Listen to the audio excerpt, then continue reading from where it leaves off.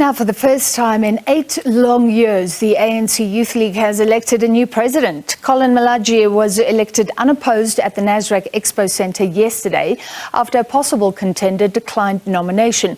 Phumzile Mgcina was elected deputy. Malatji is expected to make his maiden speech as ANC Youth League President, while ANC President Cyril Ramaphosa is then expected to close the League's Elective Congress later tonight. For the latest, we're joined by SABC News reporter Samkele Maseko. Samkele, we were discussing earlier what can be expected.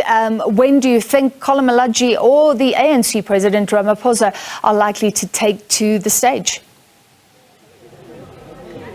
Well, at this point in time, Francis, what we can say is that the stage is relatively empty, as we can see that none of the ANC Youth League's elected new officials are on the podium. You don't see ANC members. You don't see the president of the ANC at this stage, Cyril Ramaphosa, who is still currently in the holding room. The delegates are still currently having their dinner, and then after that, they will make their way into the conference venue to hear the address by the president of the African National Congress and to also hear the closing address by the newly elected president of the ANC Youth League, Collen Malatji.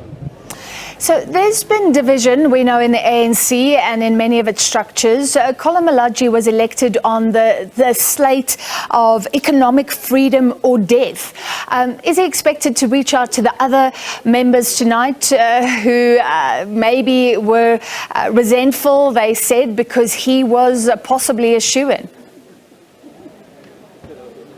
What you see is that in the additional nominations of the National Executive Committee, those whom were on the opposing side, like Fasiyah Hassan, they were incorporated into the additional members of whom will be on the ballot paper to be voted for to form part of the National Executive Committee of the ANC Youth League, which tells you that he has given an olive branch to those whom may have not made it on the ballot paper to contest him, like Phumzile Mgcina, whom was contending for the position of president of the ANC Youth League. So overtures have been made to those who lost out at this Congress, but only time will tell whether those overtures are being received fruitfully by the opposing faction.